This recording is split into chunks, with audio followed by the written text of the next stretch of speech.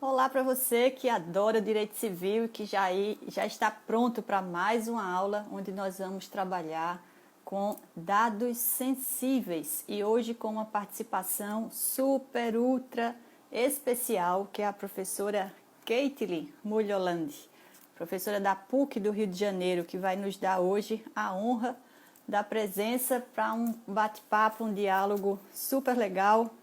Já dando aqui uma boa noite para quem está entrando. Querido Terence, boa noite. Gisela, Daia, Ju Cruz, boa noite também.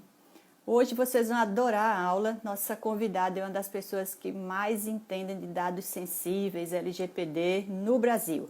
Tem uma didática maravilhosa para falar, gosta muito de direito civil, escreve muito bem e doutora em Direito Civil, professora lá da PUC do Rio de Janeiro. Já está por aqui chegando nossa querida Caitlin. Vamos aceitar. Vamos lá. Olá, Gisela, Jéssica. Querido Felipe de Pádua, boa noite. Ivo, boa noite também. Olha aí a nossa querida Caitlin. Boa noite, Olá, querida. boa Seja noite, Everilda, tudo super bom? bem-vinda. Tudo bom? Muito, muito obrigada, é um prazer estar aqui. É uma honra estar aqui conversando com você. Eu dizia agora há pouco, antes de você entrar, que eu acho que você é uma das pessoas que mais fala didaticamente sobre LGPD e dados sensíveis. A sua palestra lá no IBD Civil, eu fiquei babando, anotando, escrevendo tudo e aprendendo. E seus textos são muito didáticos, a sua forma de falar é muito didática. E aí, quem não gosta de quem fala com profundidade e de forma simples? Então, meus amigos que estão aqui comigo hoje, sejam bem-vindos e deliciem-se com essa conversa, esse bate-papo legal que a gente vai fazer com a professora doutora Caitlin Mulholland. É isso, Caitlin, a pronúncia correta? Fala aí Caitlin pra gente como é a Mulholland. pronúncia, travou um pouquinho. Mulholland, menino, muito legal. E Mulholland. ela é professora da PUC do Rio de Janeiro, doutora em Direito Civil, e vai nos brindar hoje com essa conversa sobre dados sensíveis. Por que precisamos defender ou tutelar e proteger os dados sensíveis? Caitlin, não vai ter regra aqui do nosso bate-papo. A gente vai conversar, você fala daí, Certo. eu falo daqui. Eu acho que a gente podia começar explicando para as pessoas que ainda não estão com intimidade com a linguagem da LGPD, fazer essa diferença do que é um dado e do que é um dado sensível. Então, eu deixo você Certo. fazer essa diferenciação. Tá bom. Everilda, muito obrigada pelo convite, participar da sua live. Para mim também é uma honra participar com você. A gente já se conhece há tanto tempo, né? Da época da Uhum. OAB ainda. Olha. E, pois é, já faz bastante tempo. Finalmente essa conversa está saindo, né? Uhum. Enfim, é um papo que eu acho que dá pano para manga e acredito que vai ser um dos temas mais relevantes para a gente discutir nos próximos anos, né? Na verdade, a partir de agosto, a gente já tem aí a possibilidade da Lei Geral de Proteção de Dados entrar em vigor, né? Acho que isso também, Virida, acho que é o primeiro ponto relevante para a gente falar antes de entrar no conceito, na distinção de dados, é o fato de que a Lei Geral de Proteção de Dados, em tese, entra em vigor agora dia 16 de agosto. Mas existe uma medida provisória que ainda está em vigor, né? Que estabeleceria, pode caducar, mas que estabeleceria a entrada em vigor da lei para o ano que vem. Então a gente já não sabe ao certo se esse ano a gente já tem a lei geral vigindo ou não, né? O que a gente já sabe é que as sanções administrativas relacionadas a atos infracionais, né, as questões relacionadas à violação no tratamento de dados, essas sanções elas somente poderão ser aplicadas a partir de maio do ano que vem. Então a gente está numa situação meio esquisita em termos de vigência de lei, porque a gente já sabe que as sanções só serão aplicadas a partir de maio do ano que vem, mas a gente não sabe quando é que ele vai entrar. Essa primeira observação é importante. Caitlin, teu sinal está falhando um pouquinho. Não sei se tá? a tua internet Então aí está instável. De vez em quando dá uma travada. eu vou fazer o seguinte, então. Eu vou sair e vou entrar em outra rede. Pode ser? E aí eu peço para entrar de Será que novo? você... Vê se você consegue trocar a rede, talvez ele trave e volte, sem a gente precisar sair, senão vai ter que começar a gravação de novo. Tá. Só um Faz só a instante, então, que tentativa de trocar a rede.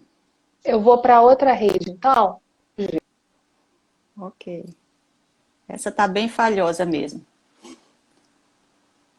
Obrigada, Pedro. Já leu aí o meu livro, A Tutela das Multititularidades. Que legal.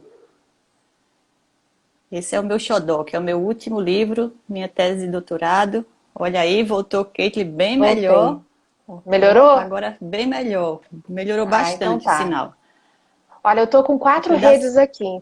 Então, qualquer coisa Isso aqui você. é uma mulher prevenida. Aí vem qualquer coisa você me fala que eu já mudo para outra. Tá bom. Deixa eu dar boa noite Tá aqui para o bom? nosso amigo Marcelo, civilista, entrou aqui também. Gosto bastante do trabalho do civilista. Mas vamos continuar então, Caitlin, com aquela diferença do que é um dado e do que é um dado sensível. Por que essa diferença na lei? Isso é bom, isso é ruim? Explica aí pra gente. Então, vamos lá. A Lei Geral de Proteção de Dados, ela faz uma distinção conceitual entre o que são dados pessoais e o que são dados pessoais sensíveis. Essa distinção, né, a Lei Geral de Proteção de Dados é uma lei que é conceitual. Ela tem um artigo inteiro, que é o artigo 5º, que traz todas as definições que são utilizadas na lei. Então, no artigo 5º, no inciso 1º, existe a definição de dados pessoais como sendo as informações relacionadas à pessoa humana. E os dados pessoais sensíveis, no inciso 2º do artigo 5º, são aqueles dados pessoais que têm uma característica de sensibilidade por se relacionarem a aspectos da sexualidade, aspectos da religiosidade, aspectos políticos, aspectos relacionados à raça. Só que esse conceito do artigo 5º, inciso 2º, ele é um conceito que não é restritivo, ele é um conceito que na verdade, ele traz exemplos de situações que podem ser consideradas já de cara como situações em que a gente vai ter informações em que a gente vai ter o conceito desse dado sensível evidenciado.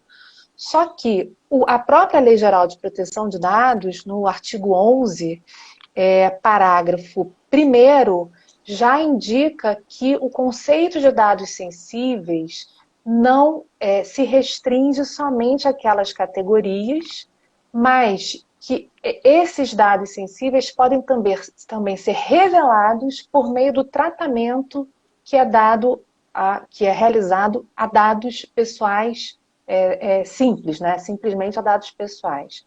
Ou seja, o E dado por si só não é nada, depende do contexto em que ele está e da finalidade do uso, não é isso?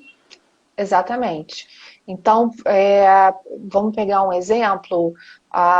Vamos supor que um dado de localização, um dado pessoal que se refira à localização de uma pessoa, pelo conceito do artigo 5º, inciso 2º, não é um dado sensível. Uhum. Mas se o tratamento que é dado a essa informação de geolocalização for utilizada para fins de discriminação, por exemplo, a gente vai ter esse tratamento revelando uma sensibilidade e, portanto, a gente vai ter que considerar, conceituar esse dado como sendo também um dado sensível.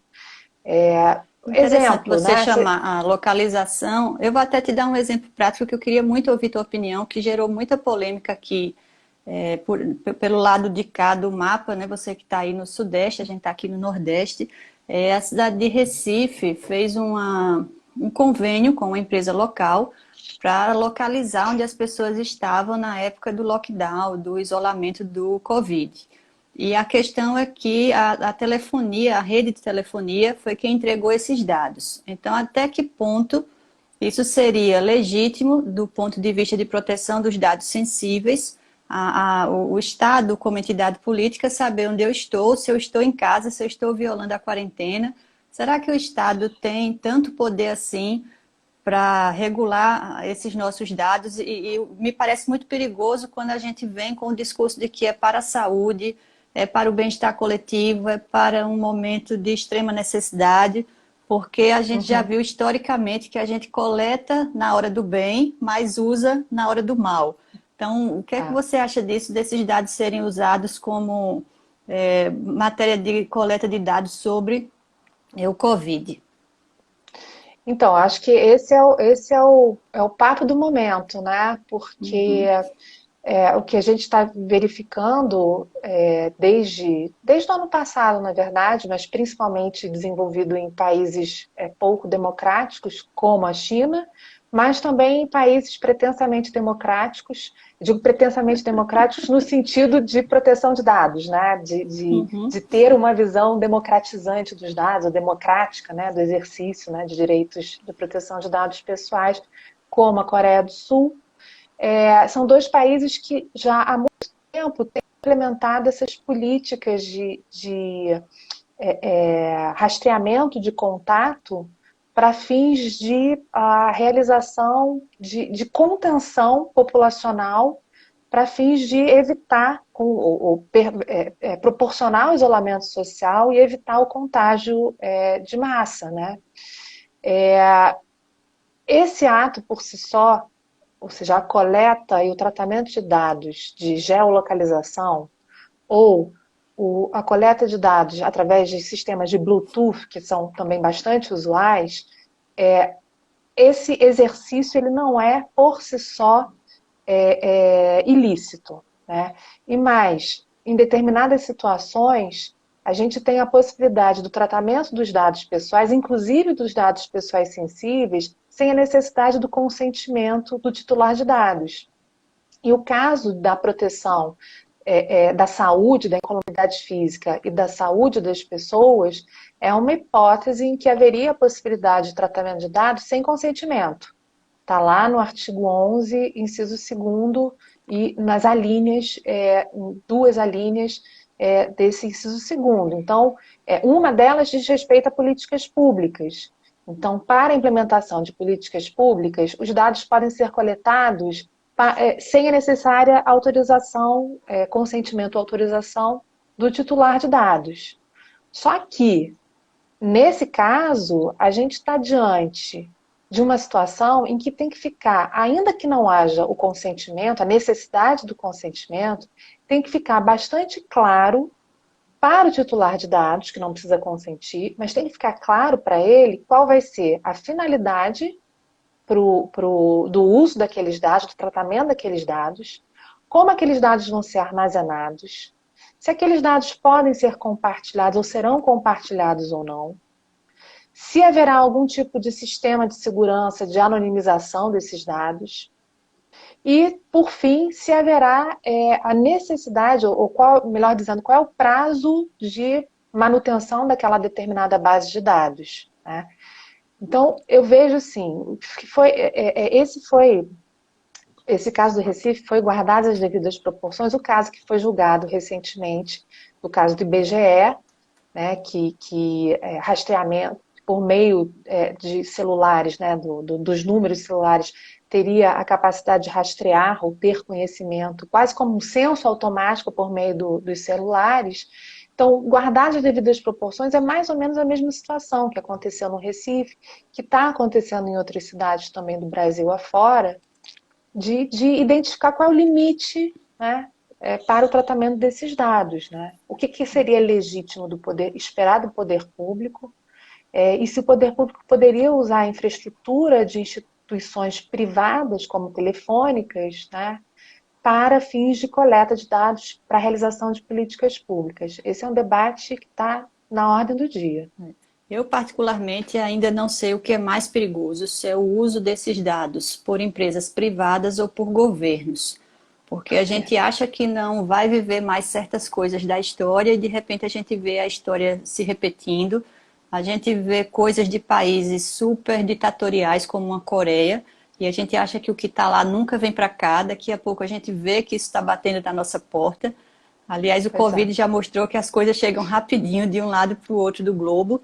Então, eu queria ouvir tua opinião, se você acha que é mais perigoso essa coleta de dados por parte de governos ou por parte de empresários. Quem é que tem mais potencial danoso em relação ao uso indevido de dados sensíveis? Então, a gente tem uma autora americana que eu amo de paixão e que eu sugiro que quem gosta desse tema, né, que leia os textos dela, que se chama Shoshana Zuboff. Ela é professora da Universidade de Harvard, da Escola de Administração, e ela tem um livro, na verdade é um tratado, é um tijolão, chamado a Era do Capitalismo, a Era do Capitalismo de Vigilância. Não foi traduzido ainda para o português, mas esse livro responde um pouco a sua pergunta, Everilda, por quê? Ela é marxista, então ela tem uma visão bastante crítica do capitalismo de uma forma geral, e ela tem, mesmo sendo professora de Harvard americana, enfim, mas ela tem uma visão bastante crítica do capitalismo, e ela chega à conclusão de que o uso de dados como insumo para os capitalistas, para o sistema capitalista que nós conhecemos hoje, é muito mais prejudicial do que o uso por sistemas políticos, por governos. Porque o uso do governo, mal ou bem pelo governo, né, o uso ilícito, ilegítimo pelo governo, mal ou bem você tem mecanismos para lutar contra, ou você tem formas de exercitar democraticamente, reconhecer e exercitar democraticamente defesas, né, contra essa ingerência indevida do Estado. No uso privado, a gente às vezes não tem nem sequer ideia de que os dados que a gente, enfim, ela chama de data exhaust, né, como se fosse assim, as nossas migalhinhas de dados que a gente vai deixando pelo caminho, a gente não faz ideia da importância que esses dados têm para empresas privadas. Então, assim, eu fico com medo, eu particularmente tenho medo dos dois lados, né? Tanto do uso indevido ou ilegítimo pelo Estado, quanto do uso indevido pelas empresas privadas. Mas eu acho que pelas empresas privadas a gente às vezes nem se dá conta de que os dados estão sendo de fato Eu acho que utilizados, né? esse é onde mora o perigo, o dado que eu entrego sem me dar conta. Toda vez que eu vejo um desses É isso. aplicativos de olha que cachorrinho você seria, que líder mundial você seria, como seria o seu gênero contrário, e aquilo ali captando dados e você brincando na internet e não percebe o que é que está sendo feito ali, a intenção daquela brincadeira. Então, para mim, a maior zona de perigo realmente é você não saber quem está pegando, se está pegando e o que está fazendo com esses dados. Então, pelo menos o Uhum. governo, como está numa vitrine maior, a tendência é que a gente consiga tomar algum tipo de providência, nem que seja um protesto, chamar uma autoridade pública, levantar o debate nacional, mas entre os Sim. privados, às vezes o perigo é justamente esse, eu não sei nem quem captou os meus dados. E principalmente aqueles Isso. aplicativos que a gente quer usar de todo jeito e ele só deixa você avançar se você clicar no eu aceito, na política de dados lá, de termos e condições de uso, e você pula lá e clica com a maior facilidade sem saber o que é que você está colocando por ali. Não é Uhum. verdade? E aí, Kate, eu Exatamente. anotei aqui um monte de questões aqui, tem um monte de coisa para perguntar para você. Espero que uma hora aqui dê tempo. Uma pessoa me perguntou uma coisa hoje que eu achei bem interessante e eu fiquei assim, sem dar resposta no momento. Digo, vou perguntar à especialista. Você acha que a digital que a gente cadastra, por exemplo, em maçanetas, para entrar em casa ou nos escritórios, isso seria uma coleta de um dado sensível, a característica da digital? Eu achei tão curioso assim, a curiosa pergunta em si, que eu nunca tinha pensado nisso. O que é que você acha? Então, se a gente for lá no artigo 5º, no inciso 2º, existe lá a definição de dado sensível como, melhor dizendo, inserido na ideia de dados sensíveis, dados biométricos, né? Dados biológicos, genéticos, biométricos são dados sensíveis. Então, quando você faz o cadastro da sua digital no banco, na maçaneta da porta, no tribunal eleitoral, né? Isso é um super debate também interessante, se esses dados podem ser transferidos entre entes públicos, né? Mas quando você faz essa sua coleta, né, você tem, a coleta ela é voluntária, né? A gente está falando de uma coleta com consentimento, né? É um dado sensível. E ele vai ter uma limitação de tratamento por ser dado sensível, né? Agora, existe uma possibilidade de uso de dados biométricos sem consentimento quando houver a necessidade de uso desses mecanismos para fins de evitar fraudes. Então, isso está no artigo 11, segundo, a linha G, se eu não me engano, né? Que é o uso de... Não haverá necessidade de consentimento do titular de dados sensíveis, né? Para a coleta desses dados para fins de tratamento contra fraudes. Então, por exemplo, o banco, quando ele usa a digital, né, o tratamento dessa digital é legitimamente esperado que o banco utilize essa digital para evitar fraudes. Então, é legítimo esperar, nós titulares de dados, esperarmos que o uso desse dado sensível sirva como uma forma de garantia de segurança para nós mesmos. Então, é interessante se pensar que, na grande maioria das vezes, esses dados biométricos eles são utilizados para a garantia da nossa própria segurança. Na maioria das vezes, né? Enfim, a gente não pode generalizar. Então, não sei se eu te respondi ou se deixei com mais uma pulga atrás da orelha. Mas eu adoro quando deixa com pulgas atrás da orelha. Aliás, quando estou dando aula que o aluno diz assim, agora que eu fiquei com mais dúvida ainda, diga amei, porque nossa função é confundir, não é deixar ninguém em zona de conforto, porque quanto mais a gente quer perguntar, quanto mais inquieto a gente está, mais a gente avança, né? Mas respondeu sim. Aí. E essa questão da segurança, Kate, eu sempre faço um comparativo com o Leviatã, de Hobbes. Essa dicotomia de em nome da sua segurança. Dê-me os seus dados, porque eu preciso deles para lhe proteger. E a gente entrega assim com a maior alegria de que é em razão da minha proteção, da minha segurança.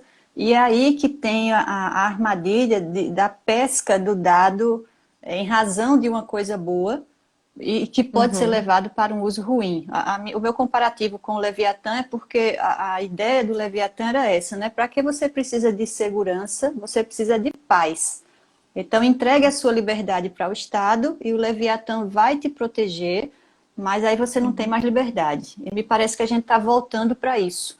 A gente entrega a nossa privacidade em nome de uma segurança que o Estado nos dá. Eu, particularmente, ainda não me sinto segura com o uso desses dados. Eu vejo cada vez mais a captação deles. É uma captação inevitável. Quando você menos espera, seus dados estão lá. Os documentos públicos estão cada vez mais digitalizados. A nossa carteira da OAB está digitalizada, a carteira de motorista, a carteira de trabalho. Então, seus dados já estão lá, quer queira, quer não. Mas a minha ideia é de que e por isso essa aula de hoje, a gente precisa debater muito sobre esse tema para que a gente não baixe a vigília. Se é inevitável entregar, se a era tecnológica é inevitável, não dá para voltar e nem ninguém quer voltar para o século XIX, mas a gente vai ter que estar muito alerta com a questão do preço que a gente está pagando por segurança. Não sei se você viu que esses dias até o nosso amigo civilista publicou uma notícia de que a China está captando os dados dos homens para fazer um perfil, né, do comportamento masculino na China. Então, o dado que era lá para o Covid já está sendo usado para outra coisa. Eu acho isso tudo muito instável. Ainda não sinto segurança. Não sei se você sente isso. A captação está sendo feita de uma forma segura ou a gente ainda está num terreno bem minado? O que é que você me diz? Eu acho que a gente está numa área que é inevitável. A gente tem que abraçar o inevitável. Ou então a gente foge, como falam os americanos, né? Run to the woods. Foge e se esconde na floresta. E vai viver como uma ermita. Vamos viver todos como ermitões. Na realidade, é uma situação que é irrefreável, é inevitável e é inafastável. Então, assim, dados são e serão coletados para os mais diversos fins. Finalidades que são importantes, interessantes, que dizem respeito à pesquisa, que dizem respeito à implementação de políticas públicas, que dizem respeito até à conveniência, ao interesse pessoal mesmo do sujeito que quer conceder os seus dados em troca de alguma conveniência, né? Então, assim, o que é importante a gente saber é que isso vai acontecer, está acontecendo e vai continuar acontecendo. Então, o nosso exercício, na realidade, como juristas, como cidadãos mesmos, é identificar os limites desse tratamento.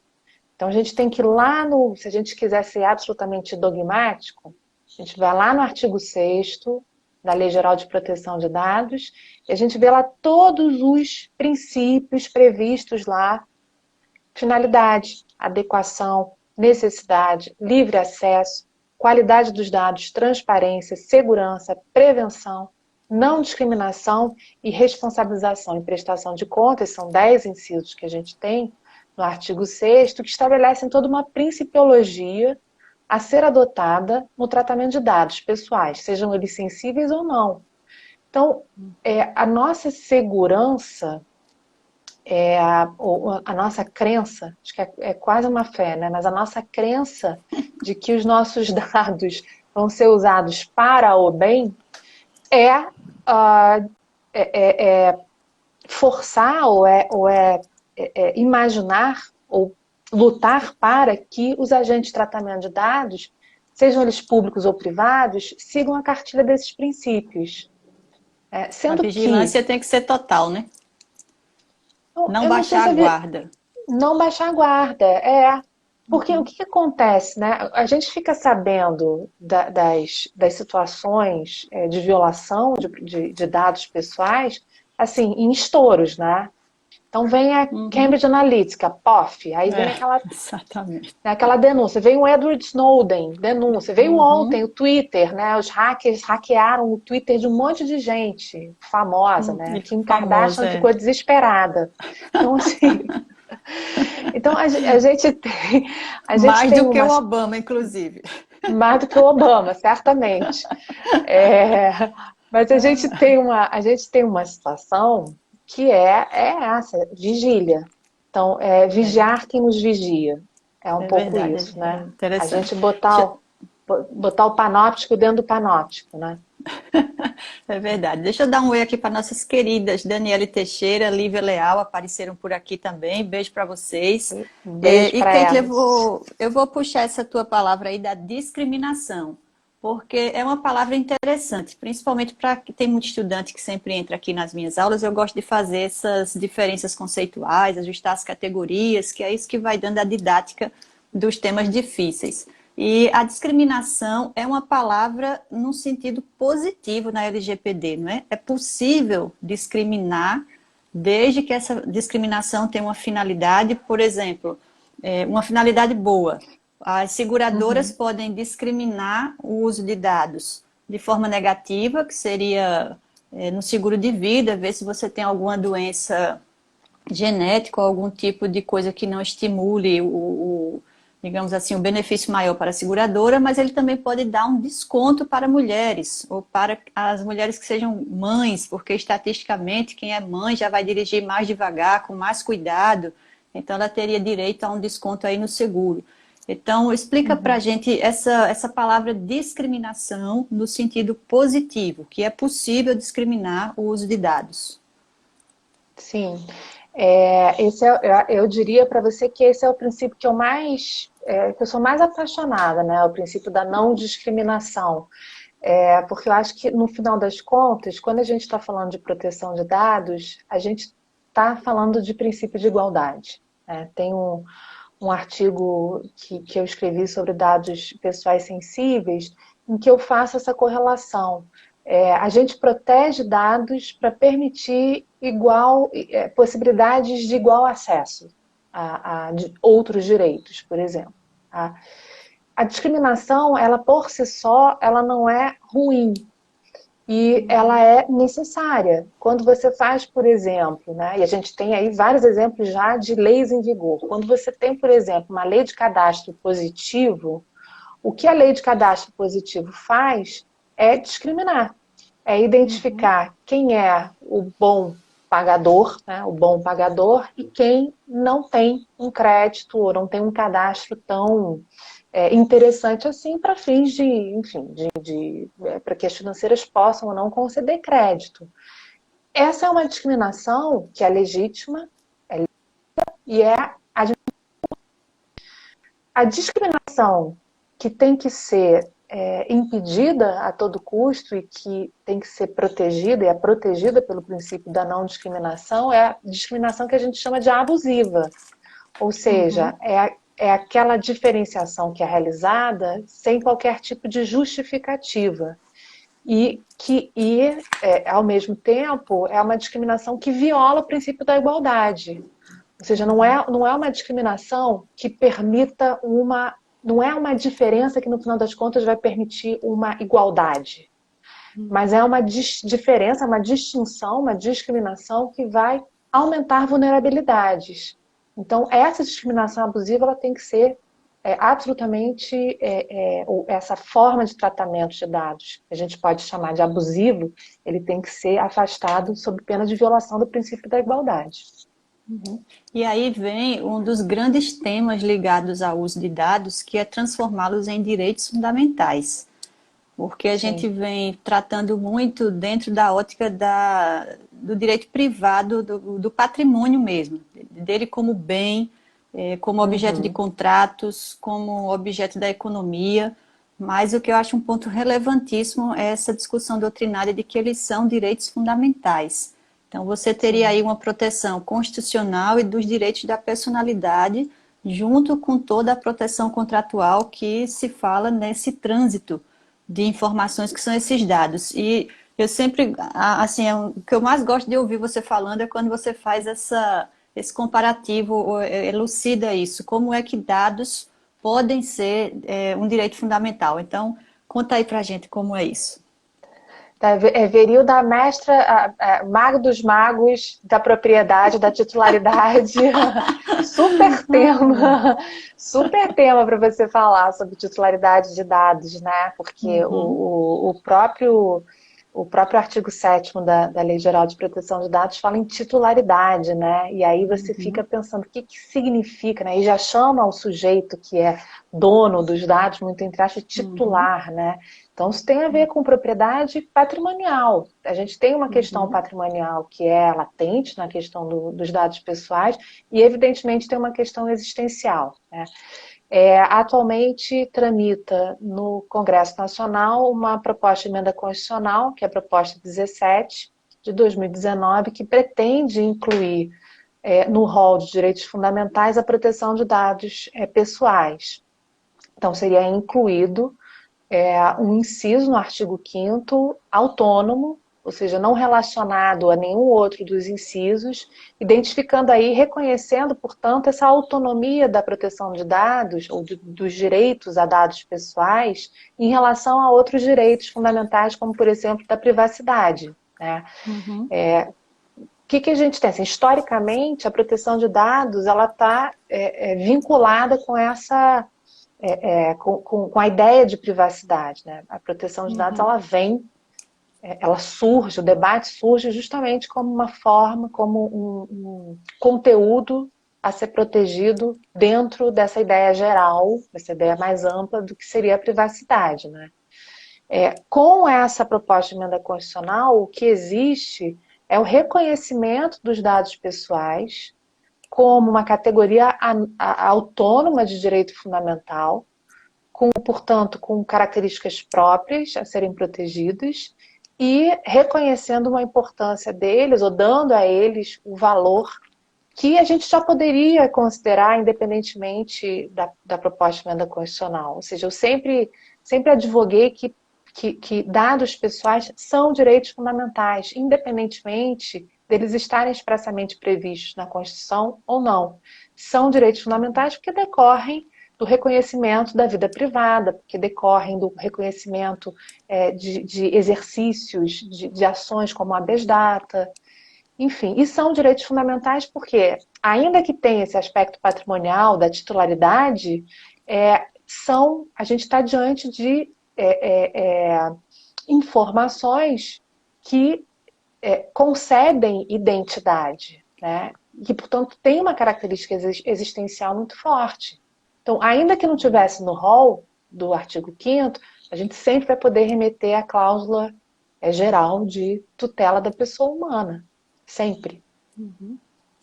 Eu, particularmente, tenho lido muito sobre dados como propriedade privada e eu fico fazendo um paralelo com o direito de imagem, que ele pertence aos direitos da personalidade, mas ele tem um viés econômico onde é possível você contratar. E me parece que, não sei se eu estou certa, mas me parece que esse vai ser o caminho. Você ter ali como direito fundamental, mas ele ter uma expressão econômica, onde você vai ter mobilidade contratual. Porque eu tinha visto uma reportagem dos Estados Unidos, onde uma empresa estava comprando dados das pessoas. Então, eu tenho aqui a minha empresa e, Caitlin, você quer me dar os seus dados, quer me vender os seus dados privados, os mais íntimos que sejam, eu vou aqui coletar e vou te pagar tantos dólares por isso. Se eu considerá-lo um direito fundamental daquele tipo engessado, eu não poderia fazer essa venda. Mas eu, consciente do que estou fazendo, sabendo que estou recebendo por isso, e usar esse lado da expressão econômica permitida no uso de dados e fazer essa venda de forma lícita.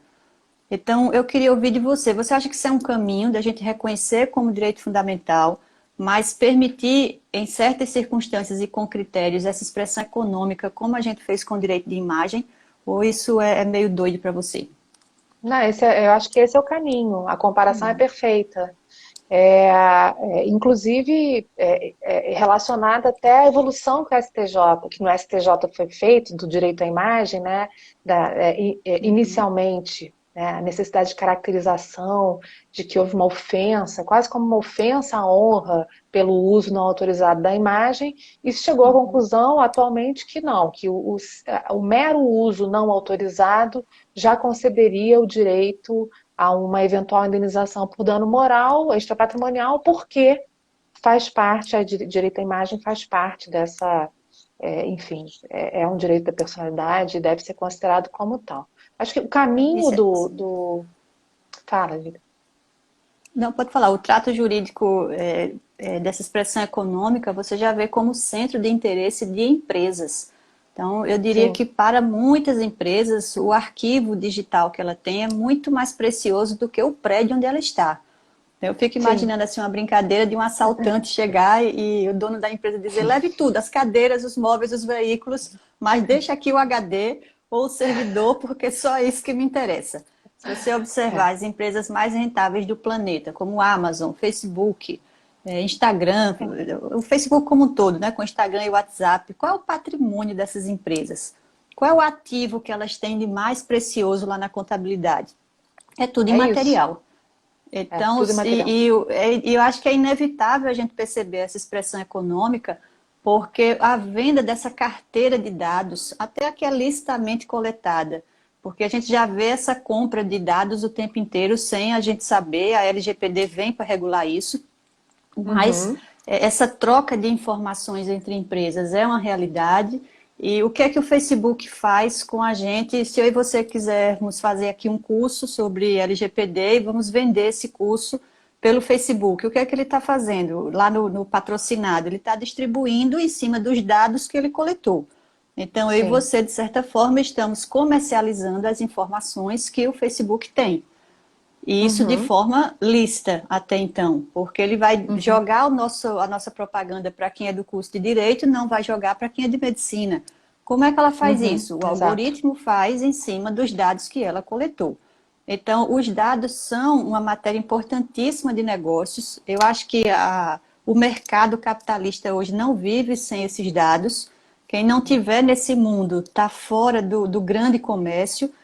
E é inevitável. Então, como proteger esse direito fundamental sem permitir os novos tempos, onde o comércio, a atividade mesmo comercial, produtiva, financeira, passa pelo uso de dados. Você acha que a gente vai conseguir esse equilíbrio, proteger o existencial, mas permitir esses negócios econômicos e privados?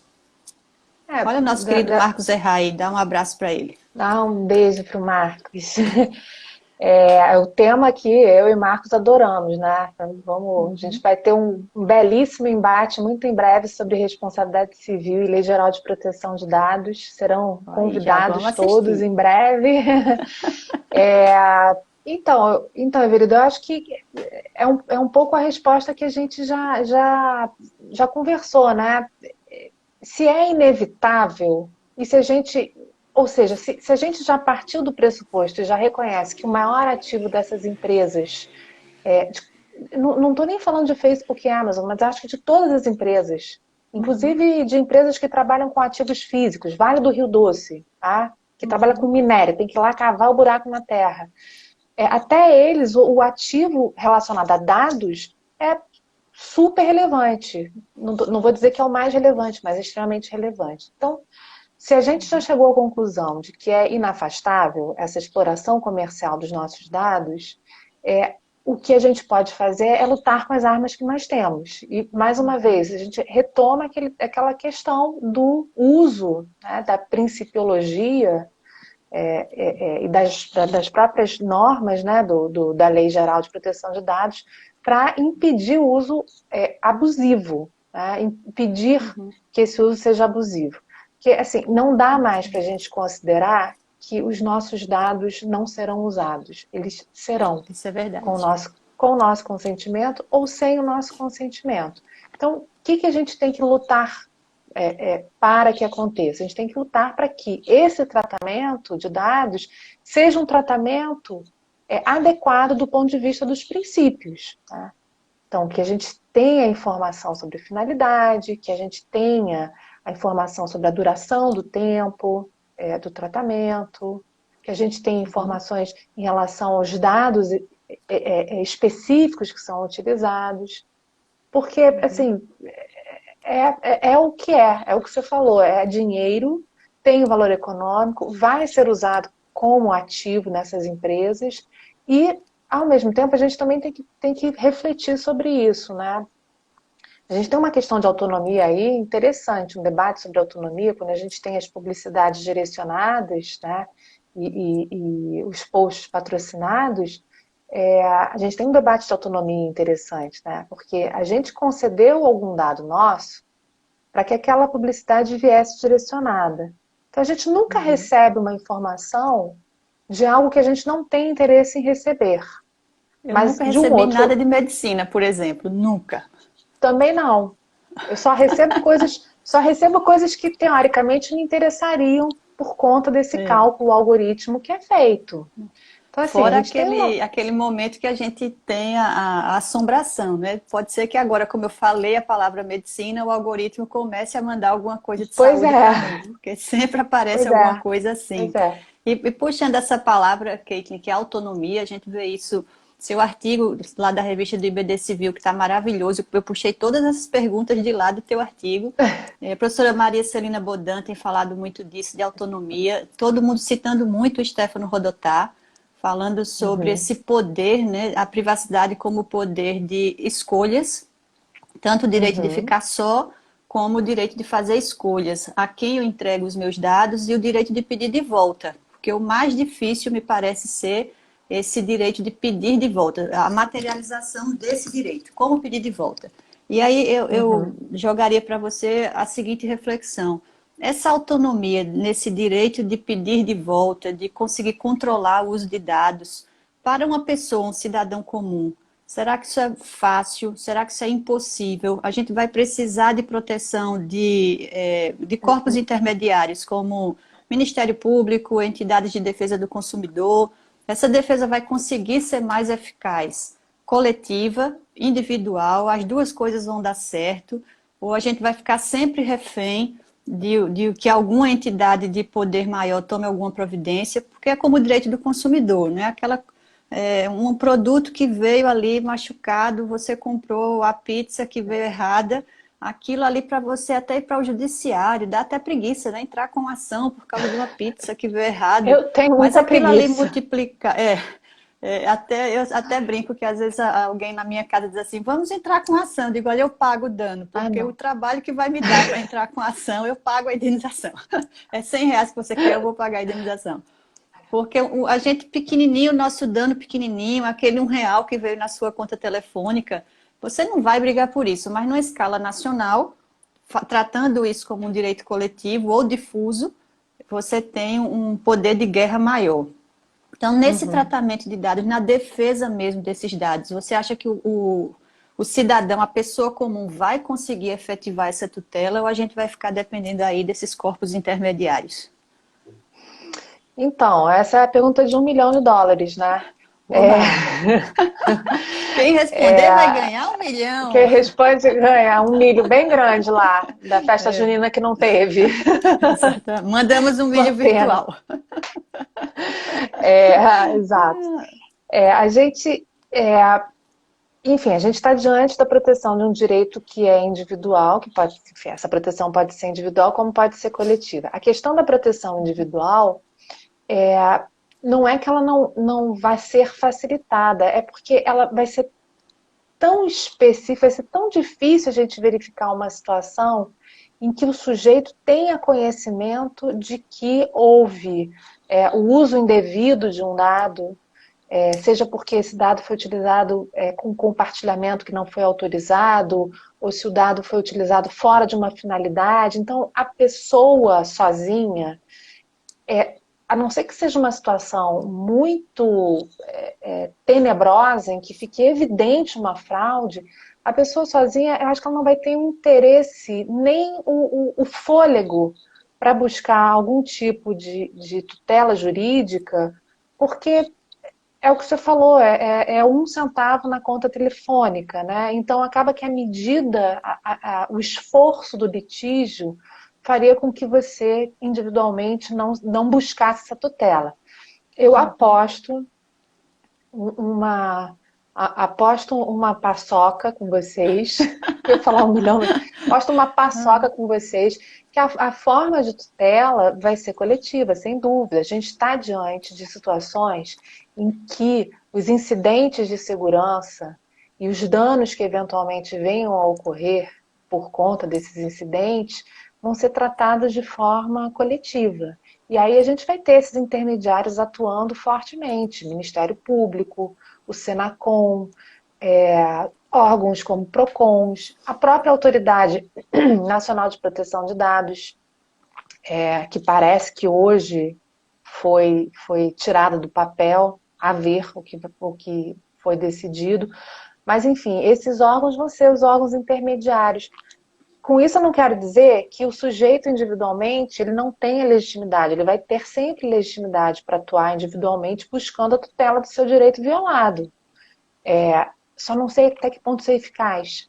É mais ou menos a comparação que você fez com a telefônica. É ineficiente.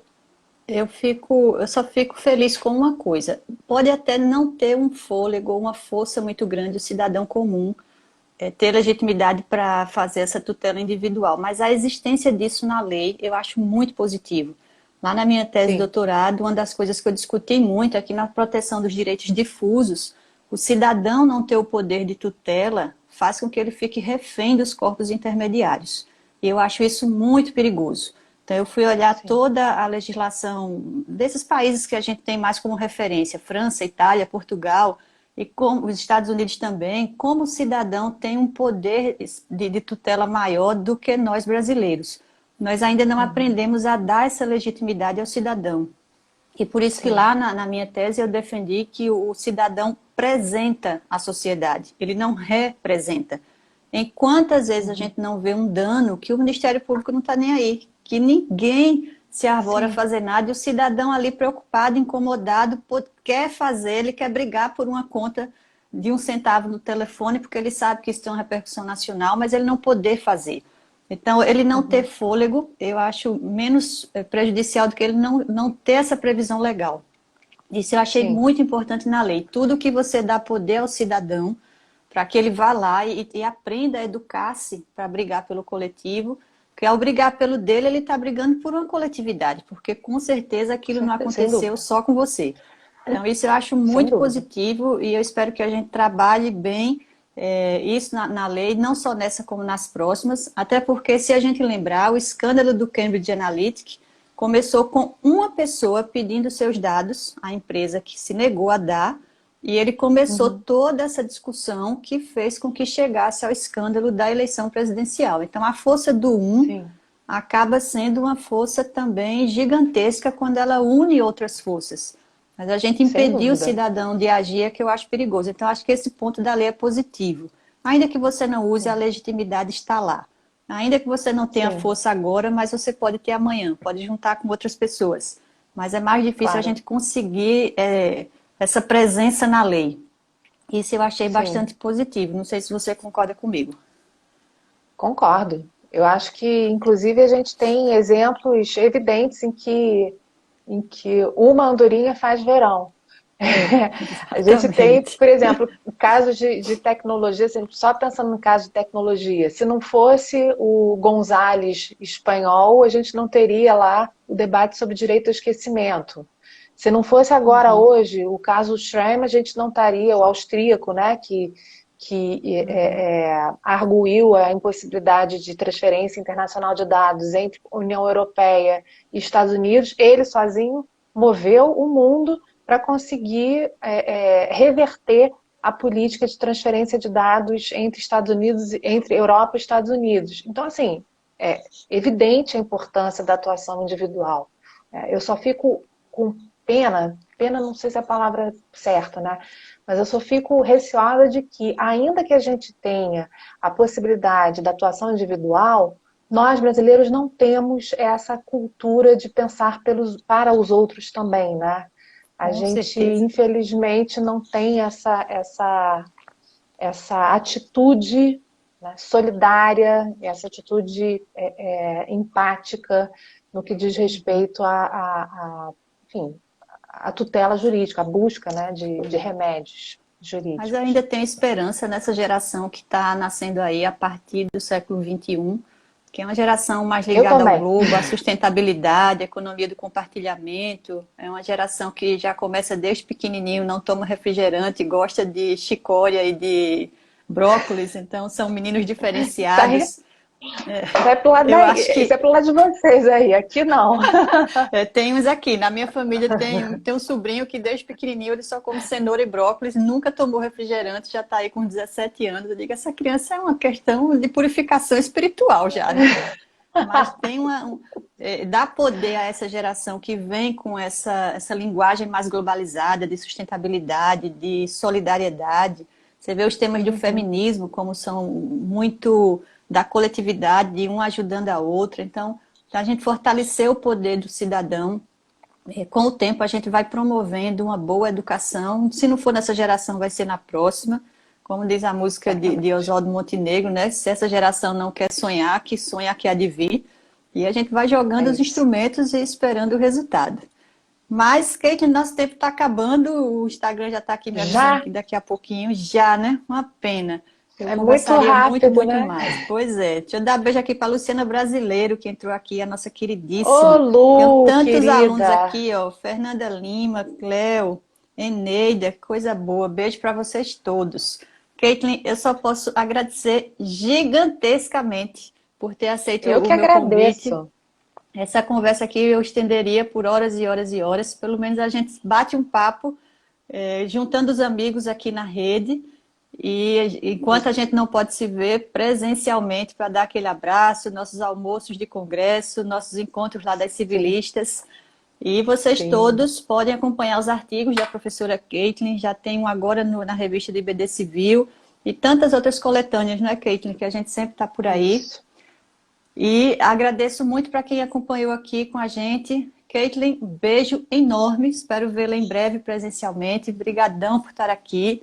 E até breve, né? Se Deus quiser, a gente se vê logo. Se Deus quiser. Obrigada, Everilda. Beijo para você. Obrigada pelo convite. Conta comigo. Um beijo para todo mundo que está assistindo aí também, tá? Beijo, beijo, gente. Tchau, tchau. Tchau.